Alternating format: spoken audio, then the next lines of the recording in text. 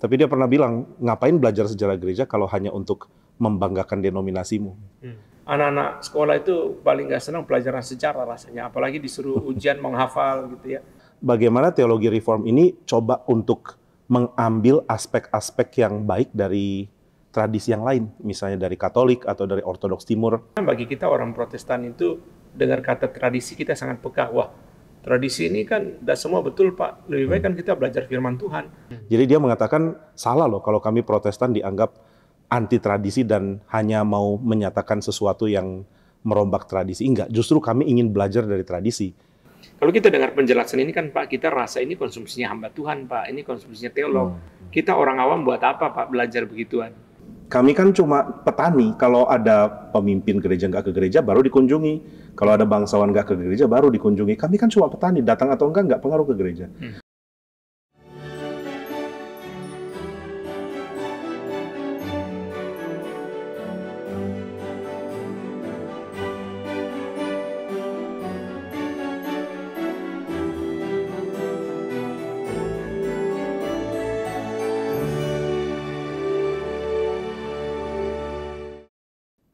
Berjumpa lagi di dalam Truth and Love Podcast yang diselenggarakan oleh Gary Kebenjeruk.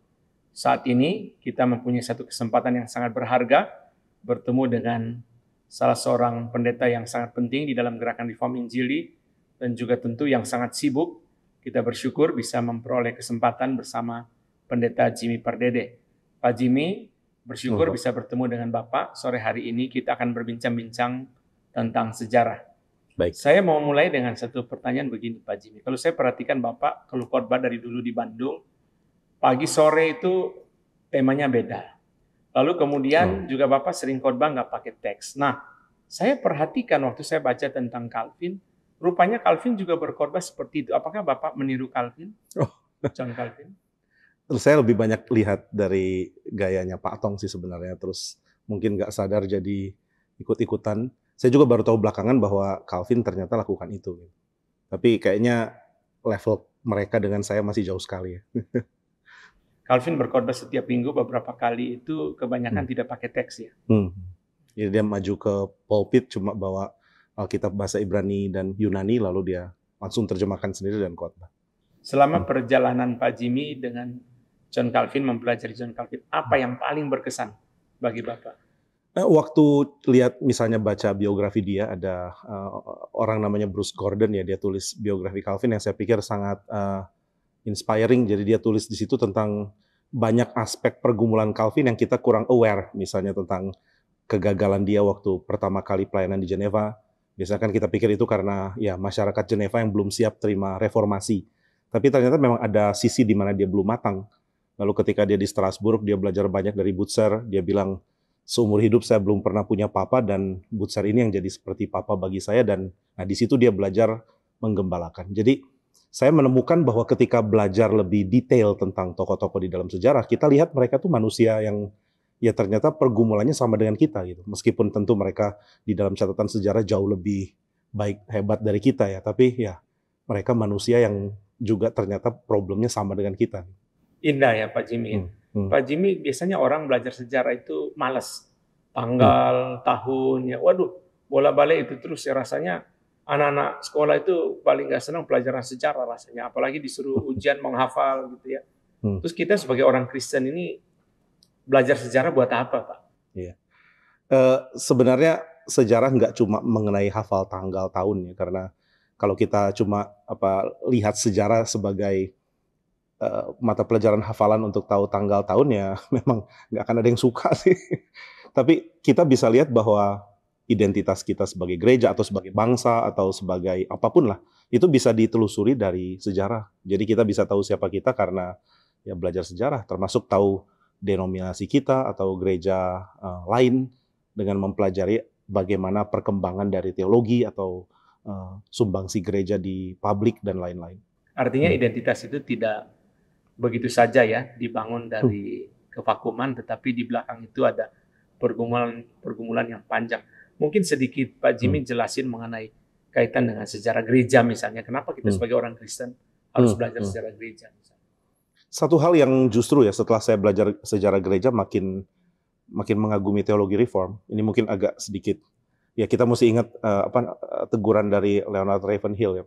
Pak Anton kan sangat akrab dengan Ravenhill, mungkin Pak Anton lebih tahu. Tapi dia pernah bilang, ngapain belajar sejarah gereja kalau hanya untuk membanggakan denominasimu. Jadi saya juga sadar bahwa itu bisa terjadi. Tapi waktu saya pelajari justru ya bukan bermaksud membanggakan, tapi saya melihat bagaimana teologi reform ini coba untuk mengambil aspek-aspek yang baik dari tradisi yang lain, misalnya dari Katolik atau dari Ortodoks Timur. Calvin misalnya sangat senang mempelajari Gregory dari Nazianzus untuk konsep-konsep yang sangat penting seperti Tritunggal. Jadi ya ada kekayaan dari teologi reform justru saya sadari setelah mempelajari terbentuknya sejarah dari teologi reform. Jadi dari situ kita memahami kekayaannya, Pak ya, kelimpahannya, keunikannya. Nah, kadang-kadang bagi kita orang Protestan itu dengar kata tradisi kita sangat peka. Wah, tradisi ini kan tidak semua betul, Pak. Lebih baik kan kita belajar firman Tuhan. Kalau belajar firman Tuhan kan kita semua setuju ya. Tapi belajar sejarah, belajar tradisi buat apa, Pak? Ya Calvin lagi nggak apa-apa. Nggak apa-apa. di dalam pendahuluan dari Institute of Christian Religion itu kan ada preface ya, ada pendahuluan namanya. Calvin beberapa kali edit dan ubah Institute of Christian Religion, ada banyak versi, tapi pendahuluannya dia tetap pakai yang sama, yang lama. Nah, di dalamnya itu ada tulisan atau ada penekanan mengenai pentingnya memahami Alkitab melalui perjalanan dari tradisi. Jadi dia mengatakan salah loh kalau kami Protestan dianggap anti tradisi dan hanya mau menyatakan sesuatu yang merombak tradisi. Enggak, justru kami ingin belajar dari tradisi. Dan setelah kami belajar, ternyata kesimpulannya kok beda dengan gereja pada saat itu. Itu yang Calvin tekankan. Jadi justru Protestan dan gerakan reform ini menyadari pentingnya memahami Alkitab dari tradisi dan belajar menggali Alkitab dari pelajaran dari ya bapak-bapak gereja dan tradisi sebelumnya. Jadi artinya kita bisa belajar dari yang benar, juga bisa belajar dari yang salah. Apakah begitu? Ya, pasti ya, tentunya. Dari yang benar, ya, dan dari yang salah ya kita jadi ngerti gimana doktrin yang benar itu terbentuk. Karena sebelumnya ada yang kacau, yang mau dikoreksi, dan akhirnya kita ngerti, oh, kita ternyata lebih stabil pengertian yang ini ketimbang yang lain. Justru setelah ada proses ya di dalam sejarah, bahkan proses bertemu, berdebat, sampai akhirnya tahu, oh ternyata ini yang benar dan ini yang salah. Saya agak penasaran, Pak Jimmy, sebab Bapak sebagai ahli sejarah gereja gitu, atau secara teologi. Kenapa, Pak? Kalau kita lihat, ini juga saya kira pertanyaan banyak jemaat ya. Kalau kita lihat dalam sejarah, Pak, selalu doktrin yang benar dimulai dengan doktrin yang salah dulu. Muncul, lalu kemudian mereka konsili atau rapat, diskusi, debat, baru merumuskan doktrin yang benar. Kenapa sejarah selalu polanya begitu, Pak? Kenapa ya? Kalau yang paling nggak kita lihat dari pembentukan pengertian Tritunggal dan Kristologi. Sebenarnya konsep yang benar itu sesuatu yang udah sama-sama dipegang, tapi kemudian baru disadari perlunya untuk dirumuskan, diartikulasikan gitu ya. Jadi ini justru muncul ketika ya kita udah tahu misalnya Tritunggal, kita tahu lah Bapa itu Allah, Yesus itu Allah, Roh Kudus itu Allah. Tapi gimana ngerti ada 3 di dalam 1 itu? Ini yang nggak pernah benar-benar dirumuskan. Sampai akhirnya muncul teori bagaimana 3 ini dipahami sebagai 1 atau 1 sebagai 3. Dan ternyata teorinya kacau. Nah, setelah lihat teori kacau, baru orang-orang para pemimpin gereja menyadari kita perlu loh untuk bilang yang mana yang benar supaya yang kacau ini bisa clear sebagai kacau. Kita nggak bisa cuma bilang kacau tanpa rumuskan yang mana yang benar. Mungkin itu salah satu penyebabnya. Bagus ya, jadi justru dengan adanya tantangan itu mereka merumuskan yang benar supaya dari situ pembedaan itu menjadi jelas. Nah, kalau kita dengar penjelasan ini kan Pak, kita rasa ini konsumsinya hamba Tuhan Pak, ini konsumsinya teolog. Kita orang awam buat apa Pak belajar begituan? Sejarah maksudnya ya. Kalau kita lihat dari level ciri khas dari reformasi, itu kan ya umumnya penekanannya ada pada pendidikan untuk kaum awam. Jadi salah satu penyebab kenapa tradisi yang salah kok bisa kacau, bisa bertahan, ya karena pengetahuan dan doktrin itu sepertinya cuma konsumsi kaum tertentu. Nggak ada akses yang terbuka untuk yang lain. Misalnya bahkan Alkitab pun nggak dimengerti kalau untuk orang Jerman karena Alkitabnya bahasa Latin dan mereka nggak bisa baca pakai bahasa mereka sendiri kan. Jadi ya gimana mereka bisa ngerti pemimpin itu sedang bicara yang benar atau yang salah. Nah, maka bagi para reformator pendidikan bagi jemaat itu sangat penting. ini mungkin yang paling menonjol sebenarnya Calvin, dan kalau dari tradisi Lutheran itu Melanchthon. Keduanya itu sangat menekankan pentingnya gereja itu dididik, gereja secara awam, supaya itu tadi, selain pemimpin bisa mempertahankan ajaran yang benar, ya jemaat juga bisa punya akses untuk mengerti ajaran yang benar. Ada semacam spirit demokratisasi, ya, partisipatori. Nah ini istilah Pak Anton ini. Misalnya kita lihat Pak pada penerjemahan Alkitab, pada misa atau kebaktian yang tidak lagi berbahasa Latin, Pak ya. Jadi tampak sekali itu menyebar. Itu apa Pak sebenarnya di belakangnya itu pikiran teologi yang mendasari pikiran itu Pak? Kalau kita lihat dari pertama dobrakannya Martin Luther ya, maksud gerakan reformasi yang paling besar, dia melihat pentingnya lihat sesama orang Kristen itu sebagai imam, sebagai sesama sesama imam untuk melayani Tuhan. Jadi waktu itu ada para petani yang nggak ke gereja dan dia kunjungi dan dia cukup marah. Kalian udah lama nggak ke gereja, kenapa nggak ke gereja? Lalu para petani itu bilang, Pak Dr. Luther, ngapain pedulikan kami? Kami kan cuma petani. Kalau ada pemimpin gereja nggak ke gereja, baru dikunjungi. Kalau ada bangsawan nggak ke gereja, baru dikunjungi. Kami kan cuma petani, datang atau enggak pengaruh ke gereja. Nah itu Martin Luther mengatakan nggak bisa. Kamu pun imamnya Kristus. Gitu. Jadi kesetaraan setelah ditebus oleh Kristus, kita di dalam Kristus dan nggak lagi lihat orang Yunani, orang Yahudi, laki-laki, perempuan, orang penting atau enggak. Itu kayaknya yang jadi dorongan kenapa ada istilah tadi ya, demokratisasi untuk pengajaran Alkitab dan lain-lain. Ya karena itu memang sejarah juga diperlukan oleh orang awam ya. Berbagi sekarang. Kita juga sama-sama menelusuri jalan tradisi, jalan pembentukan identitas itu, sehingga itu menjadi sesuatu yang disadari bukan hanya oleh hamba-hamba Tuhan kalau dalam konteks kita sekarang atau majelis atau peninggi gereja, tapi juga oleh orang awam. Secara personal Pak Jimmy get apa dari sejarah untuk diri Bapak sendiri secara pribadi ya? Maksudnya kerohanian kah atau apa? Pelayanan misalnya di dalam gereja. Ini bukan untuk bahan mengajar gitu maksudnya. Ya kadang-kadang ya mungkin ini sedikit ngaku dosa kadang-kadang dengan kepadatan persiapan ya kadang-kadang ya baca untuk persiapan gitu ya. Cuma ada satu komentarnya Calvin dan sebenarnya juga saya baca untuk persiapan. Ada komentarnya Calvin yang mengingatkan ya, saya ambil dari komentar terhadap 4 kitab Musa yang terakhir, itu kan tulisan Calvin yang terakhir. Dia mengatakan bahwa indahnya katanya kalau bisa berjumpa dengan Tuhan melalui tulisan, karena Tuhan itu memberikan image yang hidup, bukan image yang mati. Kalau tradisi Katolik pada zaman itu kan percaya image yang mati, bukan yang hidup.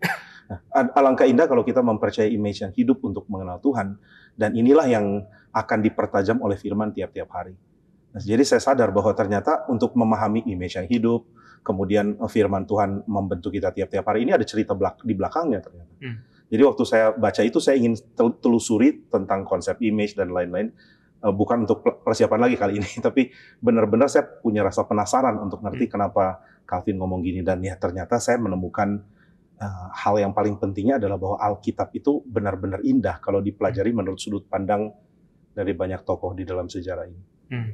Itu sebabnya tidak heran kita lihat hampir semua orang besar selalu berbicara tentang sejarah ya, termasuk pendeta Stephen Tong sendiri.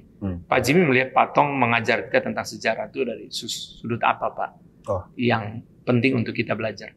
Saya sangat ingat kalimat yang dia kutip dari Hegel, bahwa pengajaran terbesar dari sejarah adalah manusia nggak mau belajar dari sejarah. Itu benar-benar menusuk waktu saya pertama dengar, karena saya nggak tahu apa-apa tentang sejarah. Maksudnya Pak Tong khotbah waktu itu dan saya dengar dan saya sadar saya kok bodoh sekali gitu. Dan kalau Pak Tong bicarakan ya kadang-kadang keluar kata bodoh atau apa gitu, dan saya pikir itu saya loh. Dan saya ingin menikmati khotbah Pak Tong dengan cara yang lebih dalam, karena jangan sampai Pak Tong ngomong apa saya nggak ngerti. Nah itu yang sebenarnya dorongan awal saya mulai belajar sih. Tapi lama-lama saya menemukan bahwa memang banyak kelimpahan yang kita bisa pahami dari sejarah. Apakah kita tidak bahaya Pak Jimmy sebagai orang awam itu belajar sejarah teologi? Karena sejarah teologi ini kan mempresentasikan ada yang benar, ada yang salah. Sebagai orang awam tuh bagaimana kita Pak waktu belajar sejarah? Ya kita harus sambil belajar sejarah sambil punya sifat konfesional. Kita mesti tahu dulu kita ini tradisi apa, atau gereja kita tradisi apa. Nah kalau kita udah tahu, maka kita bisa belajar untuk ngerti kenapa tradisi kita disusun dengan cara seperti ini. Memang benar sih ada banyak orang-orang yang setelah belajar sejarah gereja malah jadi lebih tertarik tradisi lain dan kemudian pindah gitu. Tapi bagi saya sih kelimpahan belajar sejarah itu lebih limpah dibandingkan risikonya gitu, risiko bahwa kita nanti akan diselewengkan atau apa.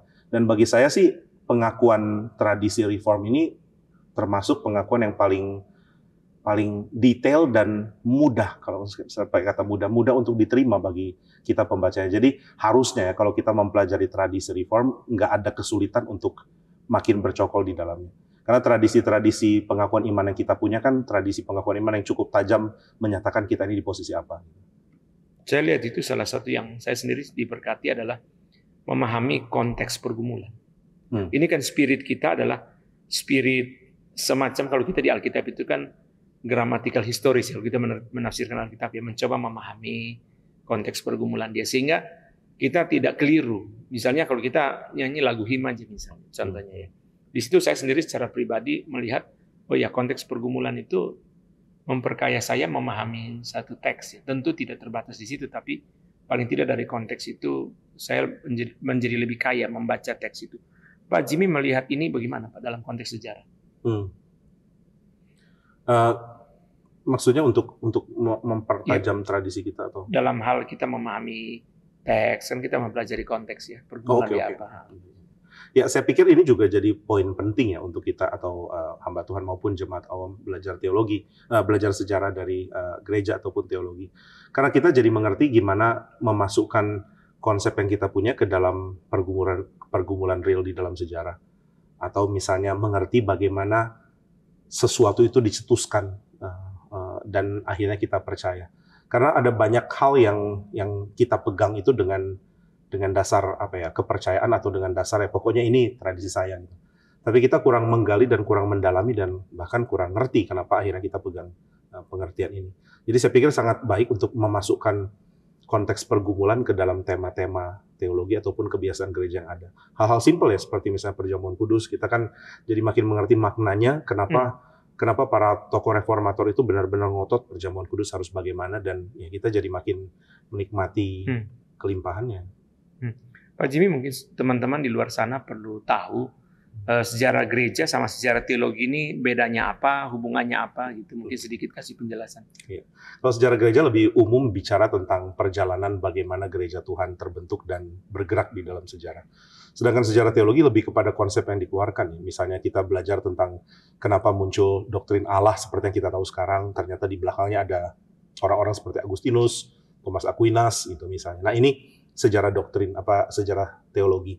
Jadi sejarah teologi lebih ke bagaimana gerakan sebelum dan sesudah dari satu tema gitu, satu tema teologi. Sedangkan sejarah gereja lebih berkait dengan ya kaitan gereja dengan ya ada pengajaran juga, kemudian pergumulan, kaitan dengan politik dan lebih ke isu-isu yang bersifat masyarakat.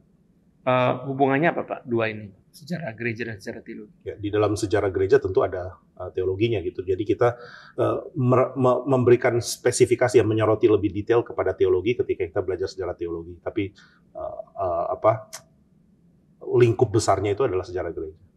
John Piper pernah bilang Pak bahwa orang Kristen itu harus dalam hidup pernah atau diatur sedemikian rupa membaca buku-buku kesaksian. Maksudnya melihat bagaimana Tuhan bekerja di dalam konteks pergumulan yang berbeda. Kalau Pak Jimmy melihat pandangan ini seperti apa? Pandangan membaca kesaksian. Iya, buku biografi. Maksudnya biografi. Iya, apa yang menjadi signifikan untuk kita? Saya sendiri menemukan berkat besar ya baca-baca biografi karena salah satu yang bikin kita melihat sisi pergumulan dan kemanusiaan dari tokoh yang kita kenalkan dari biografi mereka. Cuma mungkin kecenderungan biografi ada sedikit sisi hagiografinya gitu, maksudnya orang-orang zaman lalu itu digambarkan seperti orang sempurna yang nggak ada cacat. Ini mungkin kesalahan dari misalnya Beza waktu tulis biografi Calvin, itu kan kayaknya semuanya bagus gitu. Tapi justru ketika kita melihat Calvin di dalam sisi yang bagusnya diberitakan, tapi juga sisi pergumulannya dengan real dibagikan, ya itu tadi ya kita lihat dia sebagai manusia dan kita bisa belajar kerohanian yang baik, bukan menempatkan tokoh itu menjadi sumber pertumbuhan rohani kita, tetap Alkitab jadinya. Iya. Dan bagaimana tokoh itu berinteraksi dengan Alkitab. Kita belajar ya dari pergumulan hidup mereka, dari pimpinan Tuhan kepada mereka. Itu sungguh sangat indah ya Pak ya, kekayaan bijaksana. Kadang-kadang kita dapatkan juga bijaksana hidup. dari perjalanan hidup mereka, sekalipun konteksnya berbeda ya. Ya. Bagaimana Pak Jimmy melihat ini? Oh, banyak sekali. Misalnya,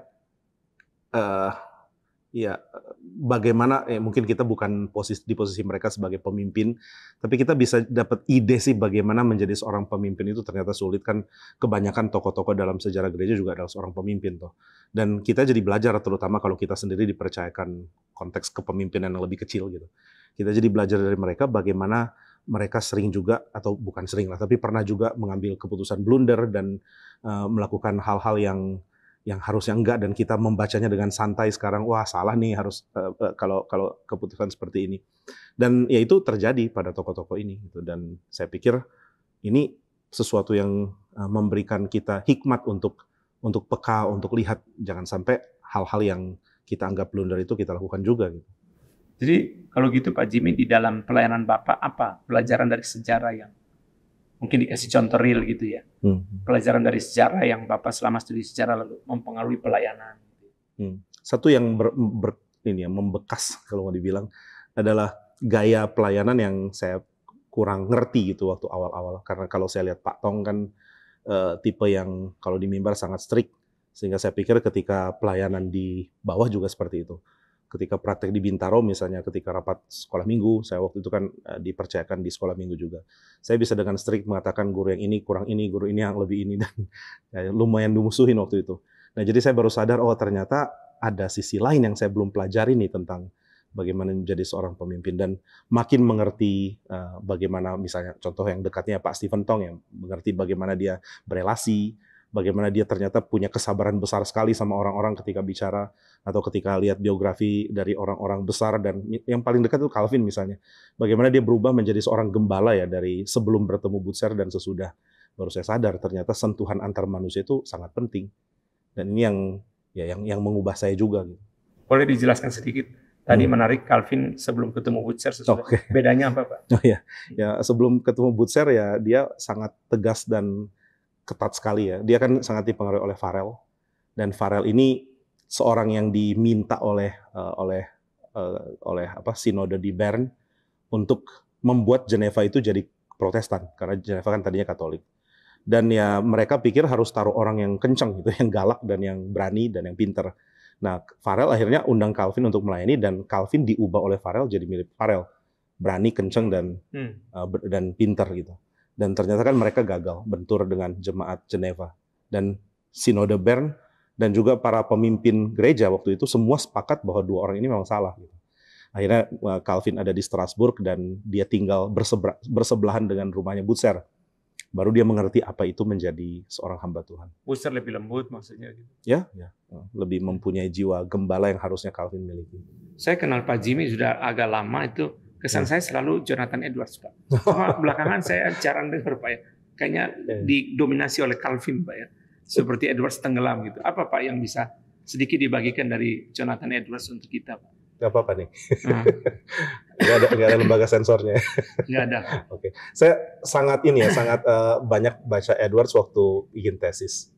Dan setelah selesai tesis, entah apa namanya ya, mungkin dalam dunia akademik ada istilahnya. Saya seperti mengalami kejenuhan Edwards gitu. Sehingga kayaknya ya bukan dia pemikir yang kurang atau apa. Saya pikir dia ya filsuf dan teolog terbesarnya Amerika lah bisa dibilang. Cuma ya itu kayaknya udah oke lah, mungkin lain kali aja gitu. Suatu saat mungkin saya haus lagi dan datang, dan sekarang saya lebih berpaling ke tokoh-tokoh lain. Apa Pak dari Edwards sedikit taste yang kita bisa dapat dari Bapak mengenai Edwards? Edwards punya keberanian berspekulasi tentang teologi yang sayangnya orang langsung publish kan di zaman sekarang menemukan tulisannya. Tapi ada beberapa tulisan dia yang sebenarnya dia mau berspekulasi dan dia nggak mau terbitkan. Karena dia takut ini akan mengarah ke bidat gitu. Nah itu yang akhirnya bikin Edwards kan punya nama nggak terlalu bagus di kalangan teolog reform yang menuduh dia misalnya jadi sumbernya Unitarian Theology, yang nggak percaya Tritunggal. Tapi bukan itu sih intensi dia tetap mempertahankan ortodoksi. Nah jadi saya pikir salah satu hal yang menarik dari Edwards adalah ya kelembutan dia untuk memilih untuk mengkhotbahkan apa yang akan memberkati jemaat, ketimbang apa yang dia pikir jadi exercise untuk intelektual dia gitu. Dia lebih pilih untuk membicarakan apa yang jemaat perlu ketimbang mengexercise rasa penasaran dia terhadap teologi. Wah, ini sangat luar biasa, Pak. Karena kadang-kadang bagi kita hamba Tuhan itu mirip pemain musik, Pak. Kalau lagunya biasa-biasa itu udah bosen. Kecuali anchor ya, kita kepengen kan semakin menantang ya. Cuma kadang-kadang itu seperti pemain piano, itu untuk pendengar tidak enak gitu loh. Jadi memang ada ketegangan antara kita ingin terus mengembangkan sama melihat kebutuhan jemaat. Jadi seperti Paulus ya Pak ya, dimensi pastoral dalam teologi itu sepertinya kental sekali. Pak Jimmy melihat ini gimana Pak? Iya Pak, setuju. Jadi saya mungkin ini ya, menikmati ketika orang itu dapat entah itu insight atau apa, dan mungkin berita yang kita sampaikan kita udah tahu lama dan udah diulang-ulang juga gitu. Tapi melihat orang mendapat berkat dari apa yang kita bisa bagikan itu sangat memberkati kita juga. Pak, itu John Piper kan seumur hidup itu rasanya sangat Edwards Pak ya.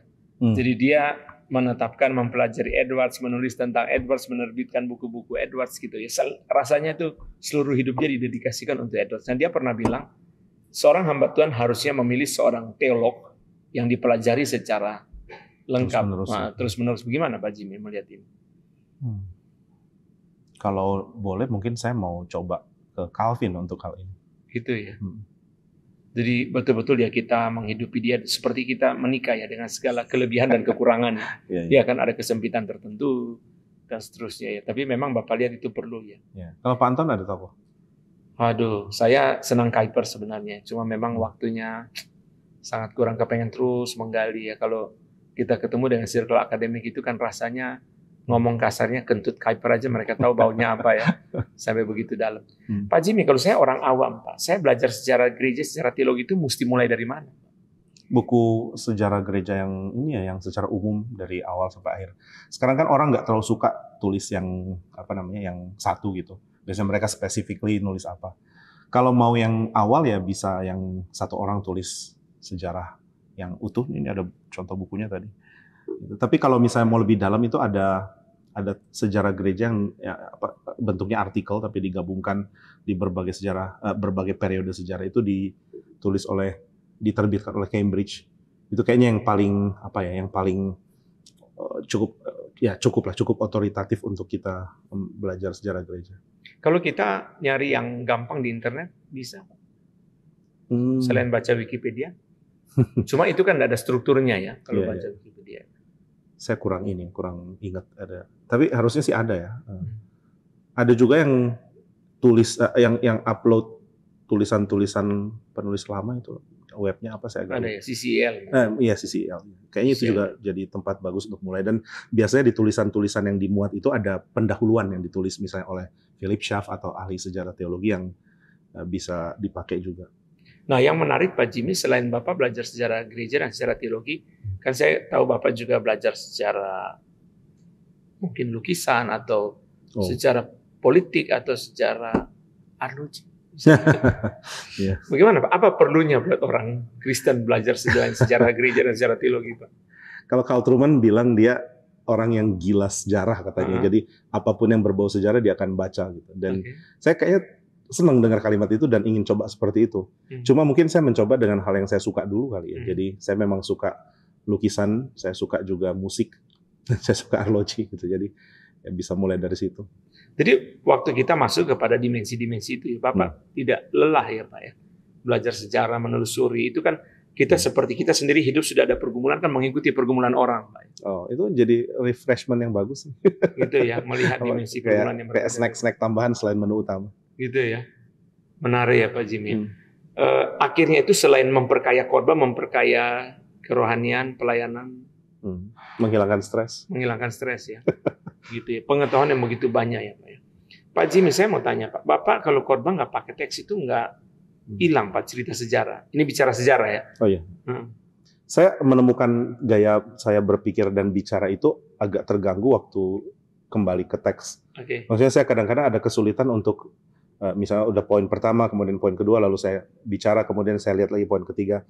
Agak ada kesulitan bikin jembatan antara apa yang udah terlanjur saya bicarakan dengan ini, lalu bikin jembatan balik. Nah itu mungkin, saya nggak tahu ini kelebihan atau kekurangan, jadi saya merasa dengan adanya teks, saya jadi seringkali bergumul untuk kaitkan bahan saya yang sudah saya khotbahkan dengan yang tertulis. Kalau kita menjelaskan secara, misalnya Pak, kalau kita menjelaskan sistematik, Kan gampang. Apa itu doa? Mengapa berdoa? Bagaimana berdoa? Lagi kerangkanya kan gampang kalau nggak pakai teks ya. Atau kalau Alkitab misalnya Mazmur 23 kan ada ayat-ayat di situ. Tapi kalau Bapak menjelaskan sejarah tanpa teks itu bisa nggak keliru ya Pak ya? Itu yang saya tertarik selalu. Di khotbah atau di kelas? Di khotbah misalnya. Seringkali saya dengar penjelasan mengenai sejarah. Itu mungkin karena lebih sifatnya kondens dan pengantar ya. Tapi kalau di kelas atau di seminar ya saya nggak impromptu begitu sih. Gitu ya, tetap perlu teks apa gitu ya. Karena cuma mungkin kalau khotbah kan cuma kutip satu bagian yang yang mumpung masih diingat bisa diucapkan. Gitu ya. Jadi Bapak waktu belajar sejarah itu perlu diulang sampai mengingat atau bagaimana Pak? Kok bisa gampang seperti saya kalau lihat Bapak seperti gampang sekali ya belajar sejarah Pak.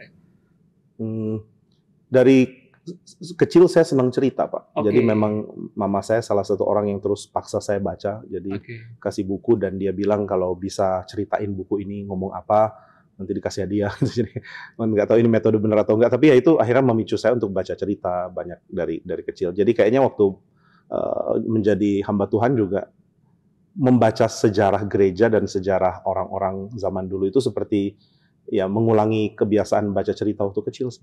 Jadi memang suka dan otomatis nginget kayaknya. Itu artinya Pak, buat anak-anak kita perlu ya belajar sejarah gitu. Iya. Atau membaca cerita.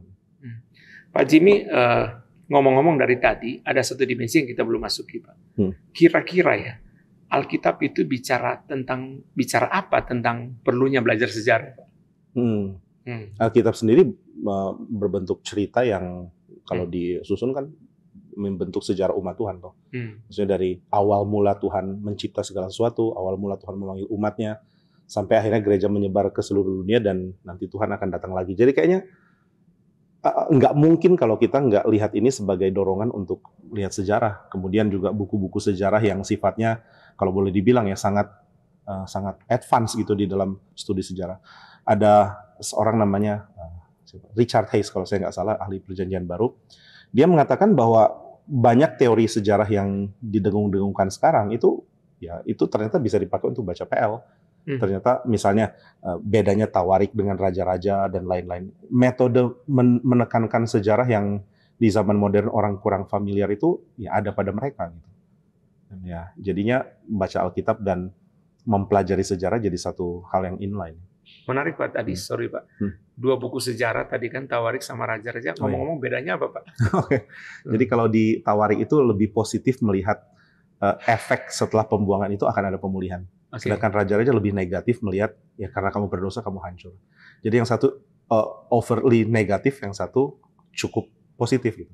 Nah orang modern akan bilang ini pertentangan. Kamu harus pilih salah satu dong gitu. Tapi bagi zaman sekarang ya orang makin ngeh bahwa sejarah itu memang bisa dilihat di dalam beberapa gaya. Dan ternyata Alkitab udah pakai itu dari dulu. Jadi Pak itu buku-buku sejarah, kalau katakanlah misalnya mulai dari Kejadian, itu kan buku-buku sejarah. Sebenarnya tuh purpose-nya apa Pak? Untuk pembaca waktu itu, untuk kita misalnya. Apakah hanya menjadi satu contoh untuk kita pelajari? Ada pemberian identitas juga ya, apa maksudnya mirip dengan yang tadi kita bahas tentang gereja kita, mungkin sejarah gereja kita. Ada kesadaran tentang siapa sih saya di dalam komunitas saya ini dibentuk dari mana. I see. Jadi misalnya seperti kitab Kejadian itu mungkin generasi kesekian ya dari orang Israel itu mereka belajar kembali ya pembentukan identitas mereka gitu ya. Lalu itu sampai di kita Pak, sejarah dalam konteks sejarah Pak ya. Itu apa Pak? Sampai di kita itu kan sesuatu yang untuk mereka ya. Maksudnya untuk kita berbagian di Kejadian. Maksudnya kita memahami pelajaran sejarah itu. Oke. Ya kita bisa melihat kalau pakai istilah Pak Tong kan sejarah itu berarti his story gitu maksudnya. Kita bisa melihat juga gimana tujuan Tuhan itu dikembangkan di dalam proses sejarah. Bagaimana Tuhan mempunyai intensi untuk membentuk umatnya baik itu lewat dunia politika atau lewat gereja atau lewat apapun, dan itu kita pahami kalau kita lihat sebagai cerita. Jadi kayaknya nggak bisa kita lihat itu sebagai satu foto yang cuma diam gitu, tapi jadi semacam cerita baru kita bisa mengerti siapa kita kan. Dan untuk ngerti itu sebagai cerita ya mesti belajar sejarah. Ngomong-ngomong Pak tadi Tawarik sama Raja-Raja beda, apakah dengan paradigma yang sama kita memahami cerita tentang kehidupan Yesus dalam Injil? Ya, betul. Bagaimana Pak? Ya, sama, kita juga bisa lihat ada 4 perspektif yang indah tentang kehidupan Yesus, dan ya kelimpahannya itu kan membuat kita makin mengerti figur Kristus di dalam sejarah. Bukan justru biasanya kalau dari tradisi yang liberal kan lebih melihat ini sebagai bukti bahwa Yesus sejarah itu nggak bisa kita tahu, yang ada cuma laporan orang-orang dan perbedaannya terlalu gede atau apa. Tapi kalau kita pelajari dengan pengertian tradisi kita, enggak begitu. Justru kita bisa mengerti kelimpahan Tuhan bekerja dalam sejarah lewat perspektif yang limpah ini.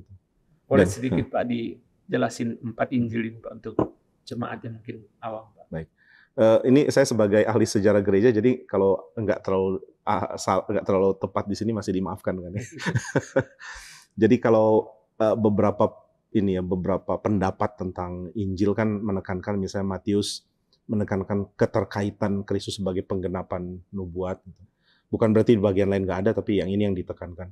Markus langsung menekankan tentang Yesus sang anak Allah.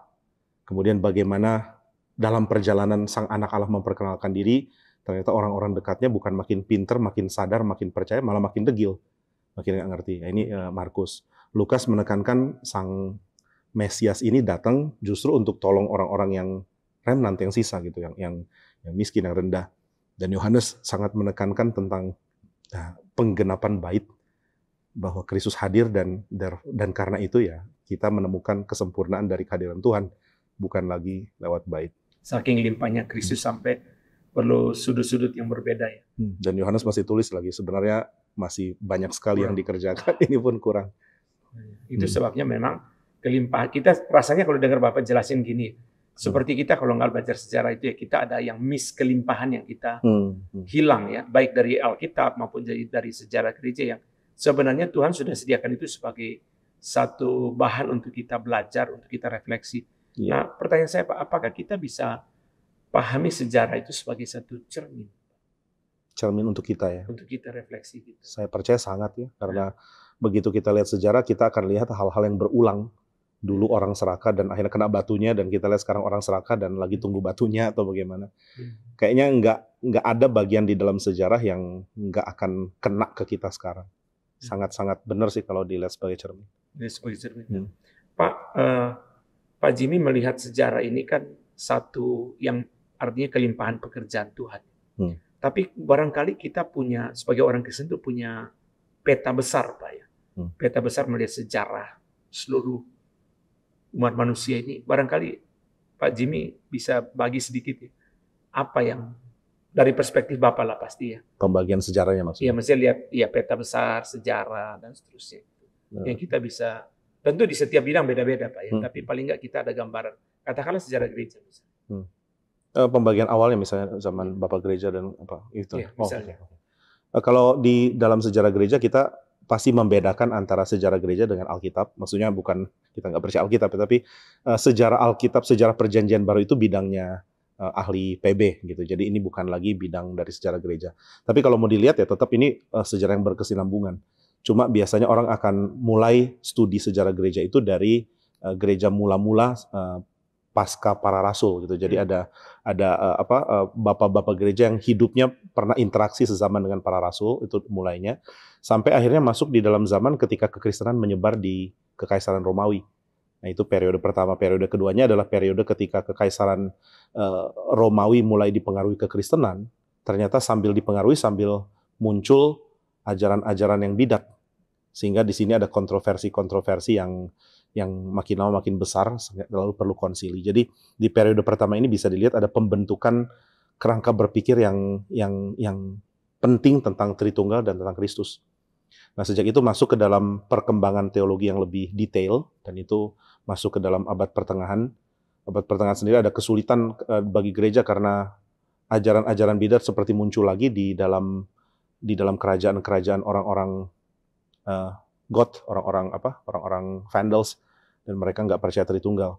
Nah, ini bagian kedua, lalu nanti masuk ke abad pertengahan ketika nggak ada lagi kerajaan yang seperti ini, semua disatukan di bawah kerajaan yang tunduk kepada gereja. Nah, ini masuk abad pertengahan, abad di mana gereja kayaknya mendominasi sekali. Lalu setelah itu masa reformasi yang menggoncang dominasi gereja yang ternyata kebablasan, ya, bukan lagi menekankan ajaran yang benar, tapi lebih ke bagaimana politik gereja bisa sukses di kerajaan di Eropa. reformasi, kemudian masuk ke zaman modern. Nah setelah itu masuk ke bidang studi yang lebih ke bidangnya teologi modern ya, yang Bapak ajar. Baik Pak Jimmy, barangkali yang terakhir Pak, jadi apa yang Bapak bisa kasih message Pak ya untuk penjemaat, untuk pendengar yang artinya gini, kita mesti masuk kepada bukan hanya saya sebagai orang Kristen baca Alkitab satu dulu, tapi perlu belajar sejarah. Ya, salah satu yang ini dari Calvin lagi, Calvin tulis satu surat untuk reply seorang Katolik yang berdebat dengan dia, Jacob Sadolet. Nah, Calvin mengatakan bahwa ada banyak tema Kristen yang utama, itu Tuhan nggak percayakan untuk kita cari tahu individu, secara individu.